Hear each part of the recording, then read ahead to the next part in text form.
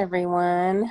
I am here today with Kim. Kim, thank you so much for being here today. I really appreciate it. And I want to tell you just a little bit about her. She is a mother of four. She has been married for almost 14 years. She loves helping people. In fact, she's the owner 1 year now, this month, of Therapy Inspired, which is a licensed counseling center.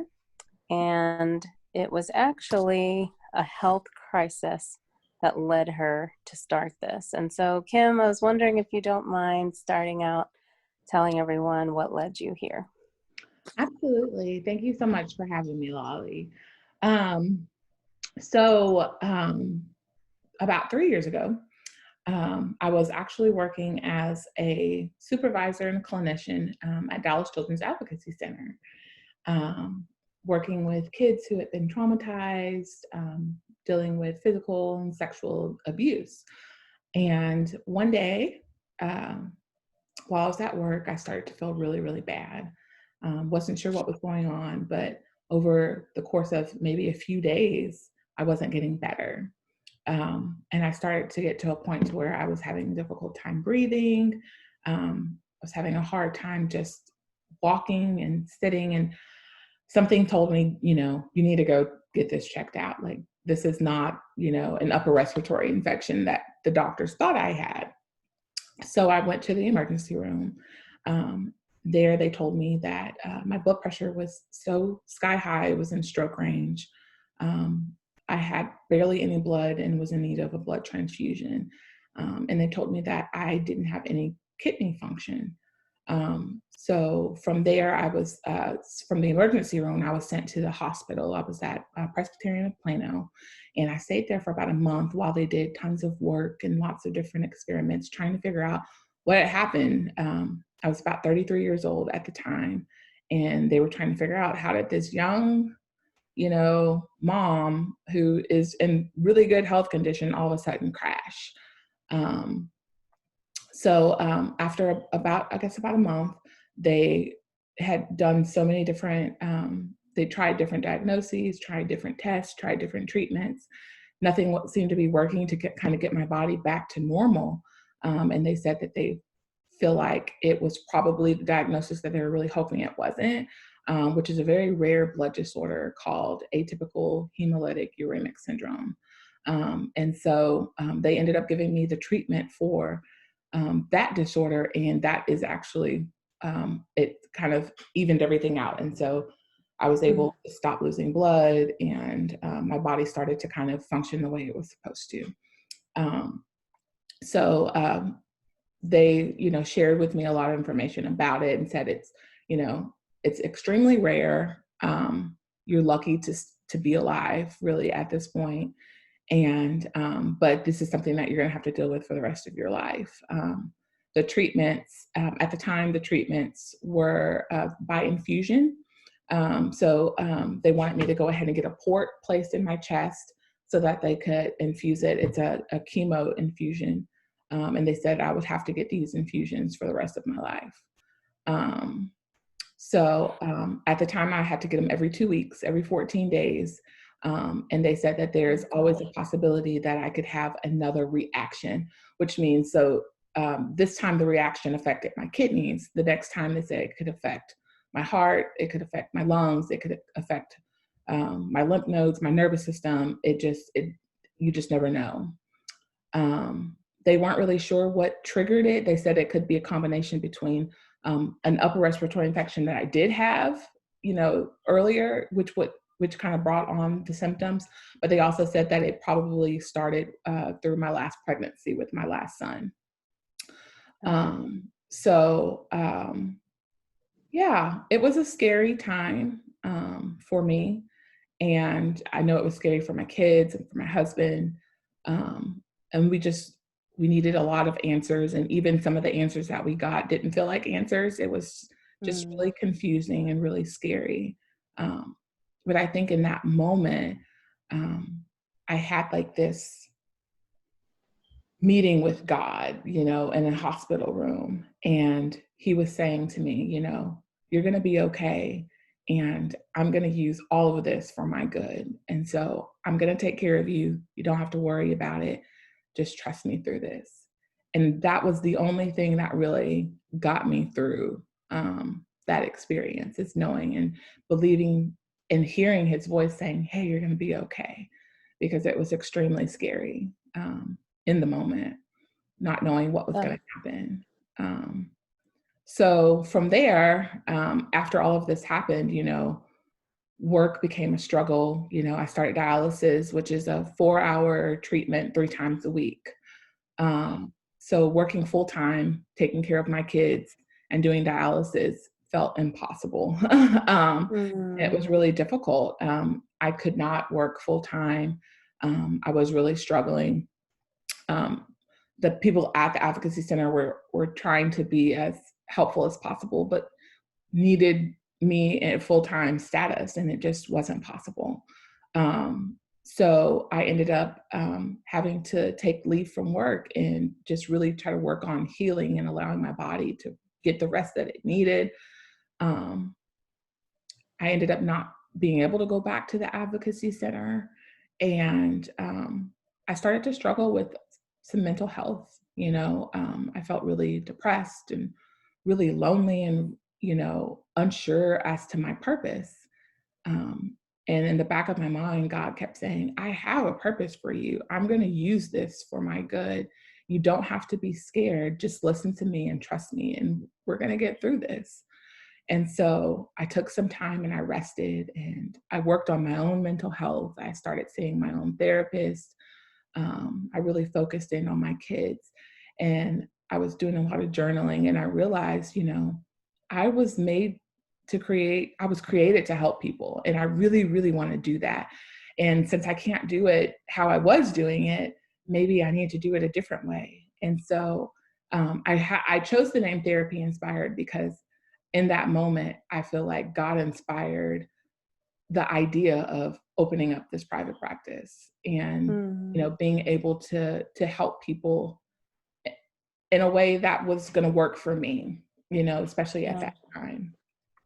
And so I got a call. I created like a flyer about what I really wanted to do, and I just sent it out kind of into the world, and I got a call from a children's home, a foster home, who said, hey, saw your flyer, don't really want to, use you in that capacity, but they wanted to use me in a different capacity that was even bigger than I had ever imagined. And that's kind of where Therapy Inspired began. And so I got my first contract from the children's home, and I began to see young kids who had been dealing with trauma and domestic violence and homelessness and abuse. And I was able to use all of the skills. I was able to, it's a Christian-based foster home, so I was able to work with their parents and even with the kids, being able to implement, biblical love and biblical truths within my therapy to kind of help them find healing, and help the parents, achieve that feeling and that sense of hope, even though they were in some really difficult situations. And that's kind of where Therapy Inspired started. And so, oh my gosh, that is a lot. yeah, It's a lot that led you down this yeah, path. And I know the story, but every time I hear it, it's quite a bit to take in. yeah. And I wanted to ask you how you navigated during that time. Like, I know you said you started seeing your own therapist, but Mhm. what about with your kids and with your husband? Like, how did you navigate through marriage? And I mean, this is Mhm. a big change. And so, if you're Absolutely. okay sharing. Yeah.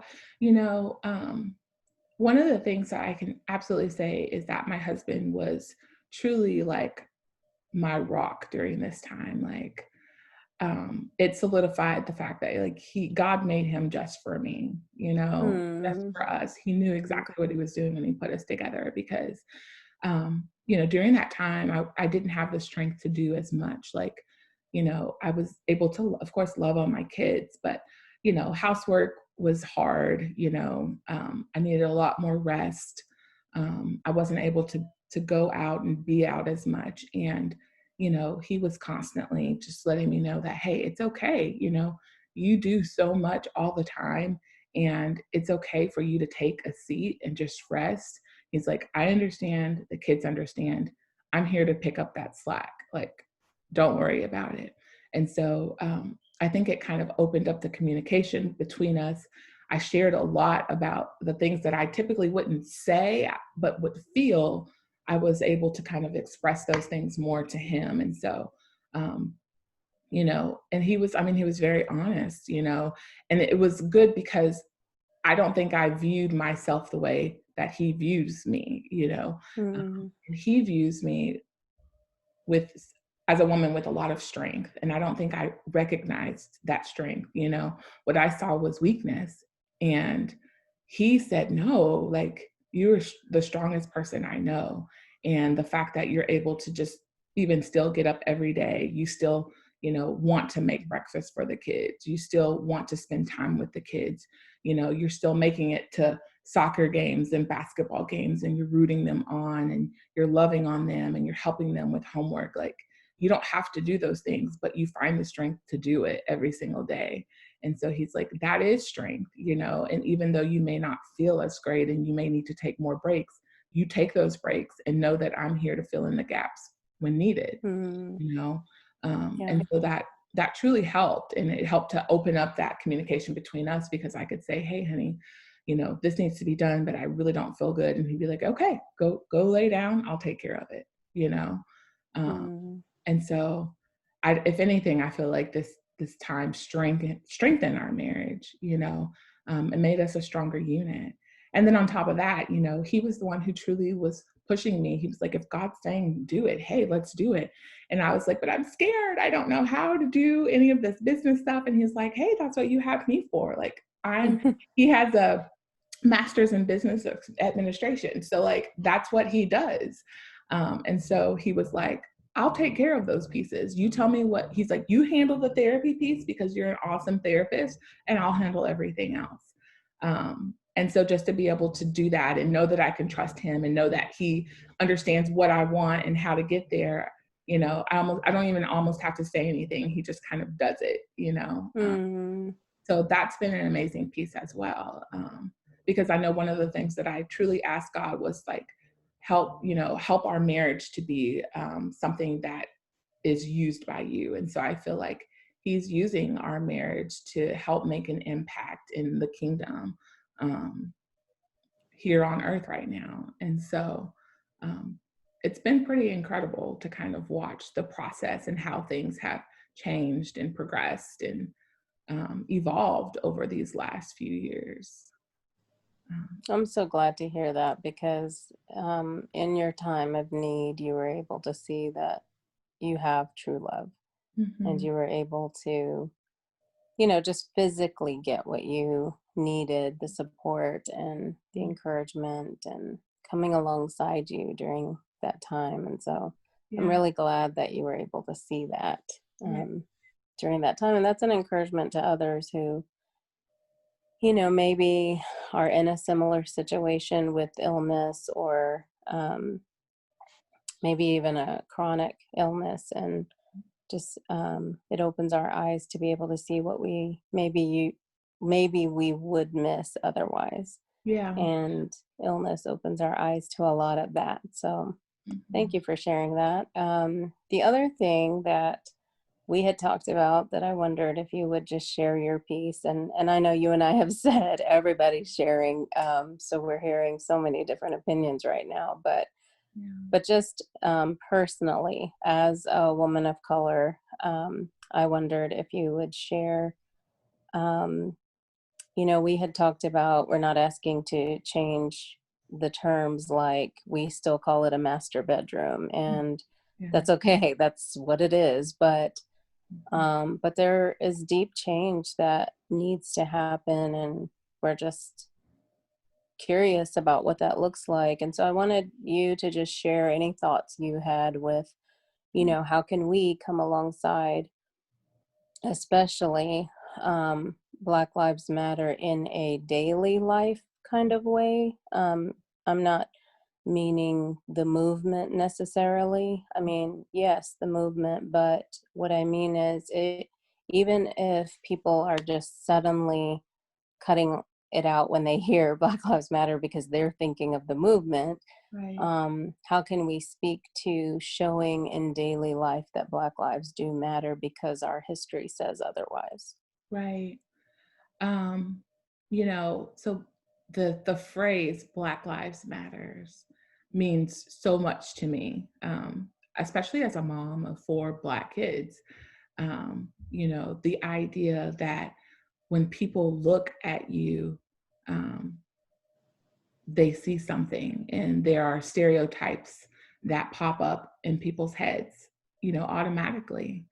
Um, but I believe that, everyone has a responsibility for recognizing their own bias and their own stereotypes and working towards changing those and correcting those, and that starts, I believe it starts at home, with your own families, with your own children. Um, I believe it starts with recognizing and understanding, especially in our white Anglo communities, just recognizing that the idea of white privilege does exist, and that the foundation of America was built on you know, Black slavery. And even though the idea that, yes, it happened and it happened a long time ago and that those were our ancestors, that doesn't mean that it doesn't affect us today. Yeah. Even today, there are people out there that believe that Black people aren't good enough. Black people aren't smart enough. Black people aren't worthy enough. And that idea, it follows into the system that I think America is built upon. And I think that's where the problem lies. And so, I don't necessarily know a lot about the Black Lives Matter movement, but the idea that people should see and recognize that, in America, Black lives don't really matter is a Mm, problem for me, you know? yeah. And for me, it's a truth because I'm Black and I live Black and I have no choice but to live Black. And I've lived that way every single day of my life, and I recognize that things are harder for me, but I'm okay with that because I kind of grew up, living in that way. I recognize the microaggressions that maybe other people don't recognize.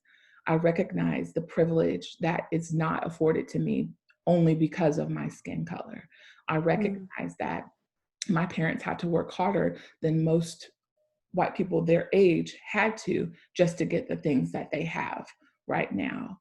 And we're okay with that, but what we're not okay is if the system can be dismantled and start over again with equity and with equality, then I absolutely want that, especially for my own children and for yeah. their children and for their children, you know?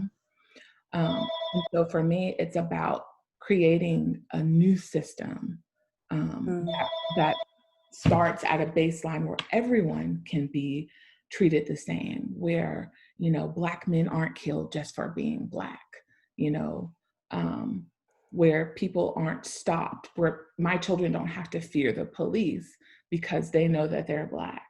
And mm, just because of that idea, there's a possibility that something could happen, for us to be treated, um, with inequality, and all because of the color of our skin. That's I want that changed. The statues, the master bedroom, all of those things, they're nice, but let's get to the root of the problem, yeah. Let's not deal with, the little things, those things, they're nice, but they don't support change. They don't create change, Yeah. I would like the things that will truly make a difference to make a difference. The laws, those things make a difference. You know, Yeah. the police system, those things make a difference. Yeah. Um, yeah. So that's what I'm hoping. That's the justice that I'm looking for me, for my kids, and for generations to come. Yeah. I agree. I really hope that our generation can see liberty and justice for all, Mhm. truly for all. Mhm. Um, Thank you so much for sharing that, because I really liked hearing you say it when you first talked about the master bedroom, and I thought that's so true. We're Mhm. not asking for every single small and minor thing to be changed. We really just want to see long-term change that will affect our children and Mhm. benefit our children, that they truly get to live in a place that we have called free for so long. And I understand we do have, several freedoms in this nation. But I hope that our children will get to see more, that we will get to see more and see our children enjoy more. Yeah, absolutely. Thank you for that. So I want to ask you one last thing. I wanted to know if you would share something that you are currently struggling or walking through. And I know you're like, I already shared my health, girl. That's a struggle because you still have to go to dialysis and all these treatments and everything. Yeah. But, sometimes in even in religious circles, but I guess I should just say our world in general. We place so much emphasis on externally moving forward, but there's so much happening internally. Mhm. And I know you're a therapist, you already know all this, but I just wondered, if you were okay sharing, because I have seen that as I share more, people feel at ease and Mhm. safe, and they start to shed that thought of, oh, I have to have it all together before fill in the blank, or, Mhm. oh, I'm not qualified because fill in the blank, or, Mhm. I'm struggling now and I shouldn't be because fill in the blank. And I don't hold to any of that, because I really believe that we are just on the same journey, maybe at different points, but Mhm. as humans, we are all equal, and Mhm. God does view us as equal, and none is above another, um, Right. in any way. And so, if you're okay sharing, Yeah. share something that you're having to walk through now. So I would say that my biggest struggle right now, and it's a daily thing, is dealing with the fact that there's so much that I want, and I want God to use so much of me. And at the same time, I know that I'm not capable of doing it all at the same time.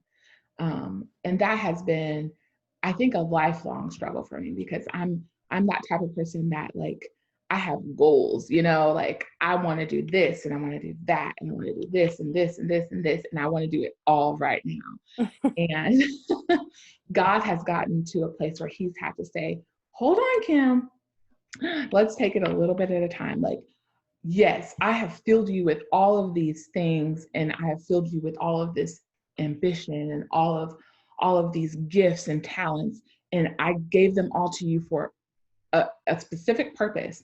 And I need you to focus on this part first, because this will lead to this, and this will lead to this, and this will lead to this.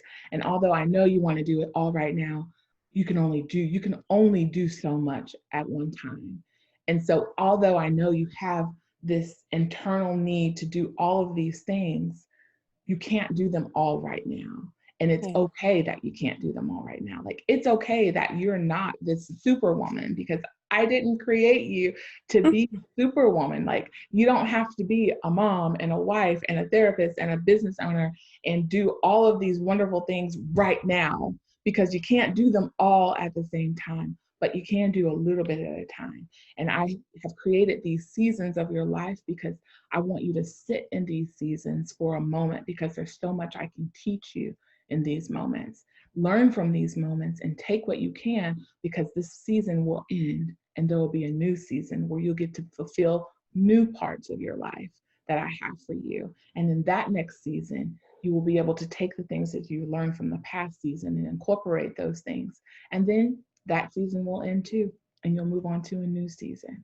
And so enjoy the season that you're in, and don't be so eager to try to get to the next thing. like enjoy what I have, because each season is different, and no season will ever be like the last. Like you don't get that time back. Yeah. And so I've learned over the years, like my kids, that young season of their life, it's gone. I don't Yeah. have any babies anymore. All my kids are like almost school age, and so now we're in a new season, and I have to enjoy that season because that season will end and I'll never get that season back. Mm. And so I need to be able to move on to the new season and take what I've learned from that past season and enjoy the memories from that season, but know that this next season brings something else. Yeah. And so learning to sit in those seasons and love that season, love the good in that season and love the bad in that season. And know that even though sometimes the hard stuff and the bad stuff seems really bad at the time, it will all end and it won't stay that way forever. And so I'm learning every day. Again, it's an everyday thing, but I'm learning to embrace this season, even my health season, like embrace the time that you have, because Kim, you won't be as sick always. I will have this blood disorder for the rest of my life, but I will have a new kidney one day. Yeah. And I will be off of dialysis and things will change and I'm going to have 12 hours of my life back. And what are you going to really do with that time? And so enjoy the time that you do have. Like right now, it's a slower season for me. Even though I'm in business, I've had to step back and say, hey, you can only handle so much, which is the amazing thing. I brought on new therapists to help me because I can't do it all right now. Yay. Yay. And I'm okay with that. I think there was a part of me that never would have been okay with that. I would have Mm. felt like I was putting on a burden on someone else. And I'm Mm. having to look at it now like I'm creating opportunities for other people to help other people. Yeah. And that's a good thing. And I Yeah. can't handle it all. I can't help every single person in this world. I can't even help every single person that calls me, but I can provide them someone that can. And that's an amazing thing. And I can impact those therapists, and those therapists will impact those people. And so I'm still doing my piece. It might not be as direct as I would like, but I'm doing exactly what God wants me to do in these moments. So, Mm. yeah. So I guess today we're sending a lot of love to our overachiever, Yeah. workaholic friends who don't believe in sitting down. Yes, yes. God calls for us to have those seasons where we just do nothing. And I think that was probably one of the hardest seasons for me. But I Mm. appreciate that season of just settling because I got to know myself. I got to grow in myself. I got Yeah. to see who I was and I got to evolve as a woman, Yeah. and I was at a place where I felt like, oh, I don't need to grow anymore. And that wasn't true. God had so many more things that he was teaching me, and life Yeah. taught me so many other things. And those things made me a better wife, and those things made me a better mom and a better friend and a better sister and a better daughter.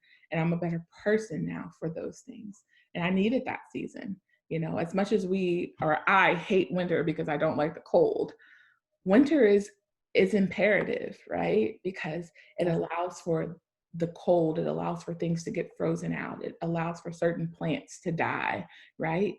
Because spring comes back around and it allows for that next season.